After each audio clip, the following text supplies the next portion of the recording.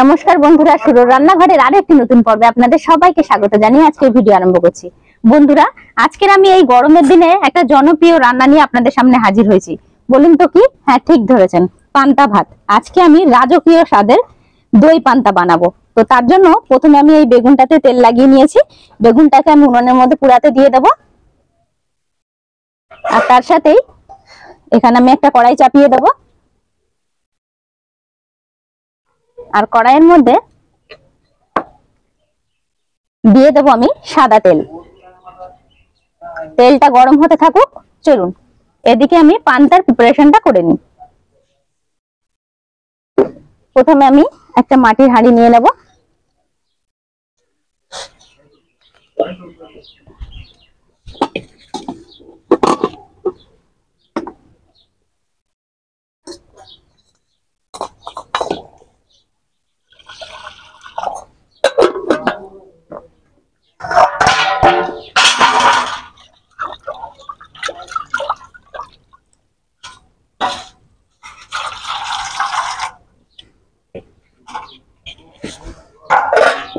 আচ্ছা, এবারে আমি এখানে বাড়িতে এই টক দইটা বানিয়ে রেখেছি, এখান থেকে আমি কিছুটা টক দই নিয়ে নেব। বেশ কিছুটাই নেব, কারণ পান্তা ভাত আমার অনেকটাই আছে।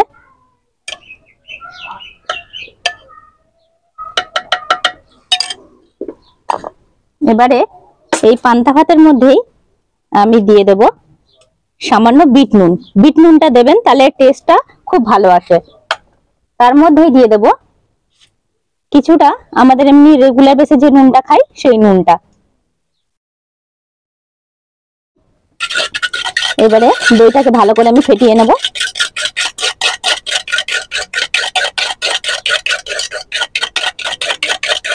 বিট নুন আর টক দই একসাথে দিলেই সেন্টটা দারুণ বেরোয়। এবারে আমি কালকে রাতে কিছুটা ভাত রান্না করে তার মধ্যে জল দিয়ে রেখে দিয়েছিলাম, এবার তার থেকেই ভাত নিয়ে নেব।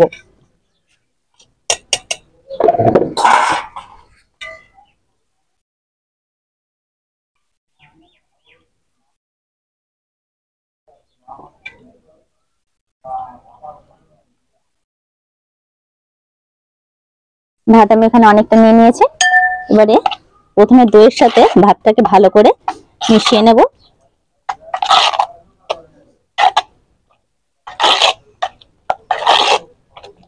দিয়ে দেব কিছু কাঁচা লঙ্কা কুচি।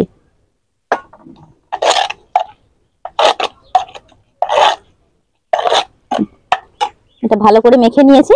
এবারে এর মধ্যে জল দিয়ে দেব। জল দিয়ে এটাকে কিছুক্ষণের জন্য রেখে দেবো আমি। এই পান্তা ভাতের মধ্যে কিন্তু আরো কাজ আছে, শুধু এইভাবেই কিন্তু পান্তা ভাতটা খাওয়া যাবে না। রাজকীয় স্বাদ যেহেতু বলেছি, রাজকীয় ভাবে বানাতেও তো হবে। তো আমি এটা রেখে দিলাম। এইবারে আমি এখানে পেঁয়াজের জন্য বেসনটাকে আর পেঁয়াজটাকে মেখে নেব। দিয়ে দেবো কালো জিরে, দিয়ে দেবো স্বাদ অনুযায়ী নুন, কাঁচা লঙ্কা কুচি কিছুটা, হলুদ গুঁড়ো,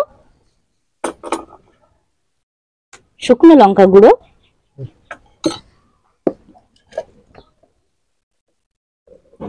এবারে বেসনটাকে দিয়ে দেব।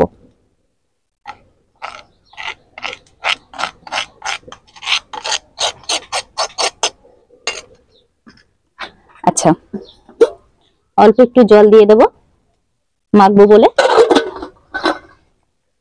ভালো করে মেখে নেব। ভালোভাবে মাখা হয়ে গেছে। এবারে বড়াগুলোকে আমি ভেজে নেব।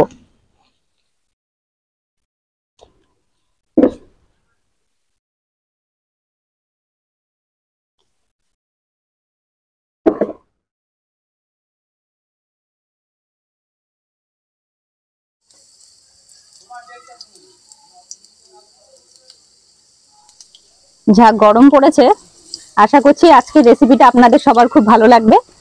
তো ভিডিওটায় স্কিপ না করে পুরো ভিডিওটা দেখার অনুরোধ রইল।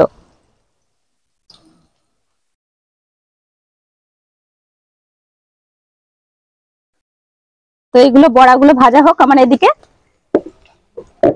আমি হাতটা একটু ধুয়ে নিয়ে চলুন গাছ থেকে একটা গন্ধরাজ লেবু পেড়ে নিয়ে আসি।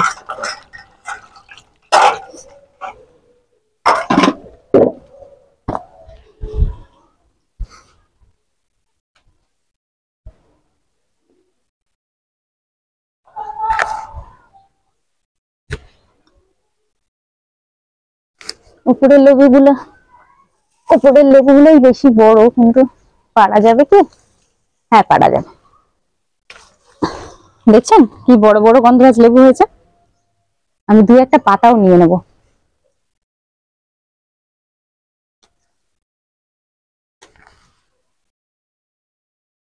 এবারে আমি এপাশ থেকে কিছু কারি পাতা নিয়ে আসবো, এখানে ক্যামেরা ঢুকানো যাবে না।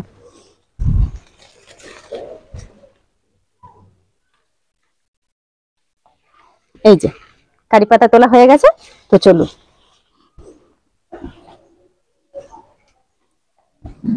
পেঁয়াজিগুলো একটু উল্টে দেবো আমি।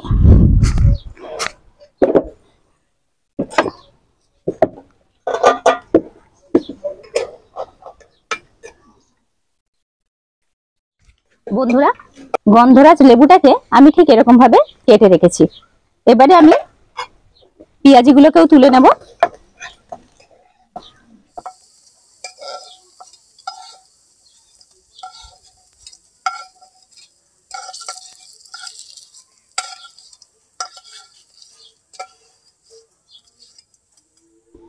বেগুনটাকেও বার করে নেব, বেগুনটাও পুড়ে গেছে।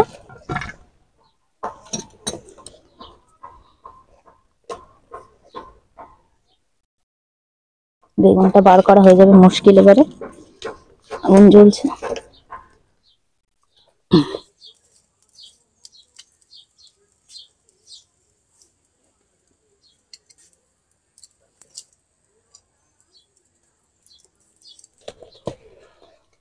আরে বেরো এবারে।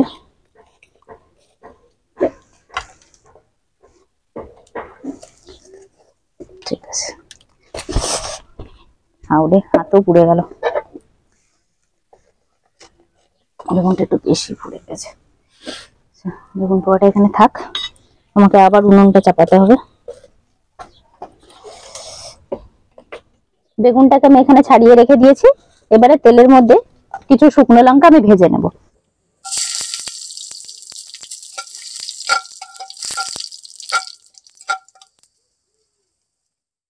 লঙ্কা ভাজা হয়ে গেছে, তুলে নেব। তেলটা প্রচন্ড গরম হয়ে গেছে। এবার এই তেলের মধ্যেই কিছুটা পেঁয়াজ ভেজে নেব।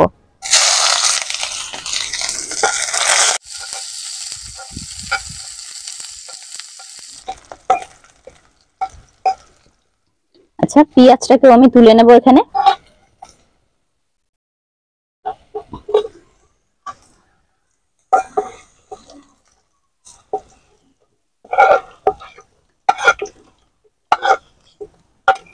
যেটুকু তেল আছে ওই তেলের মধ্যে আমি এখানে এক পিস মাছ ভেজে নেব।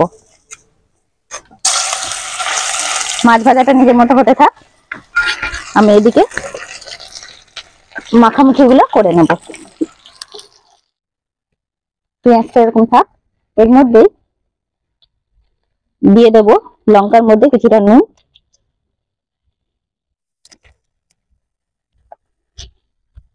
একটা থেকে দুটো লঙ্কা আমি সরিয়ে রেখে দেবো। এবারে লঙ্কাগুলোকে ভালো করে মেখে নেব।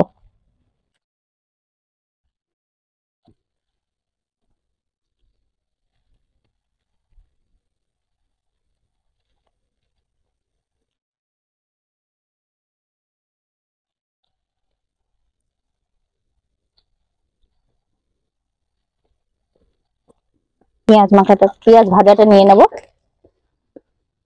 এবারে দিয়ে দেবো সর্ষের তেল বেশ পরিমাণে।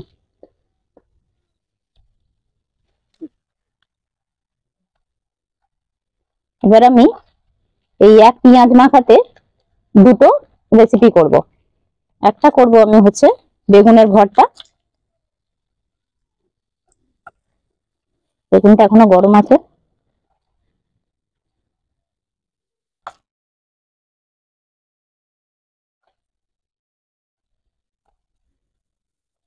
এবারে আরেক দিকে করে নেব আমি আলুর ভর্তা। তার জন্য আলুর খোসাটাকে আমি একটু ছুলে নেব।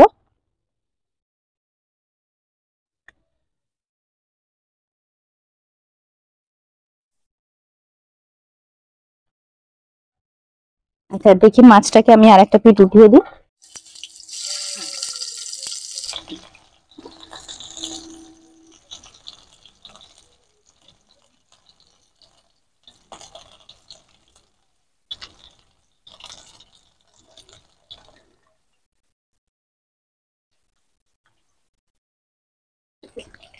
এবার আলুটাকে আমি সুন্দর করে মেখে নেব।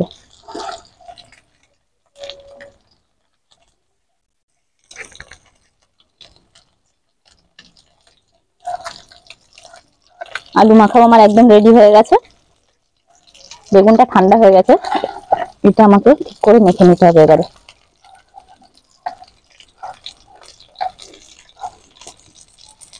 আচ্ছা দেখি মাছ ভাজাটা কিরকম কি হলো।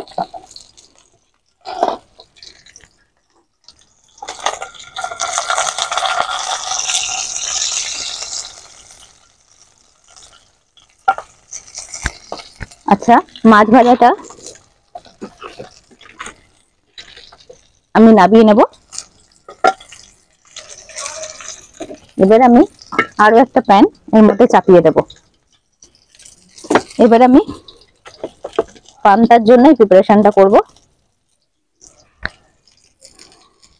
এগুলোকে আমি সরিয়ে দেবো সব।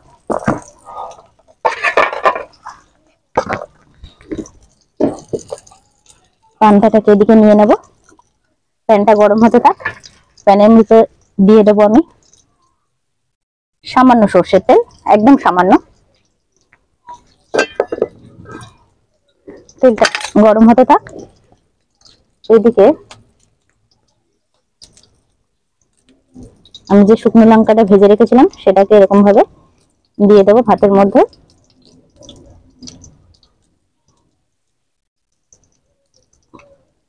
তার মধ্যে দিয়ে দেবো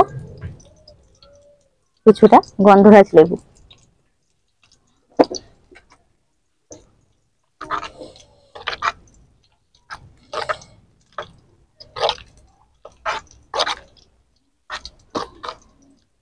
চলুন দেখি, মনে হচ্ছে তেলটা গরম হয়ে গেছে। তেলের মধ্যে দিয়ে দেব সামান্য সর্ষে আর সামান্য জিরে।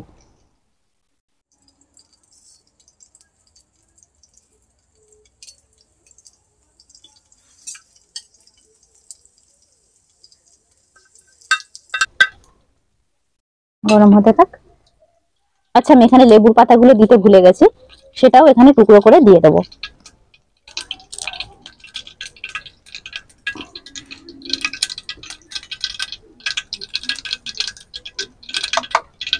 এদিকে ফোড়ন আমার ফুটে গেছে। এবারে এর মধ্যেই দিয়ে দেবো আমি কারি পাতাগুলোকে। সাবধানে দেবেন, কারি পাতা দিলে এরকম ভাবে ছিটকবে। অলরেডি বেগুন করতে গিয়ে আমার হাত পুড়ে গেছে। একটা শুকনো লঙ্কা দিলেও হতো, কিন্তু আমি আগে শুকনো লঙ্কা যেহেতু ভেজে নিয়েছিলাম ওটা দিয়ে দিয়েছি বলে আর দিলাম না। এবারে এটা ভালোভাবে এর মধ্যে ছক দিয়ে দেবো।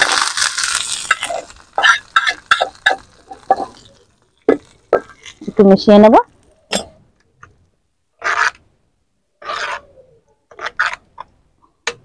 দিয়ে এবারে কিছুক্ষণের জন্য একে ঢেকে দেব। ঢেকে দিয়ে আধ ঘন্টা রেখে তারপর আমি খাওয়ার জন্য এটাকে বার করব।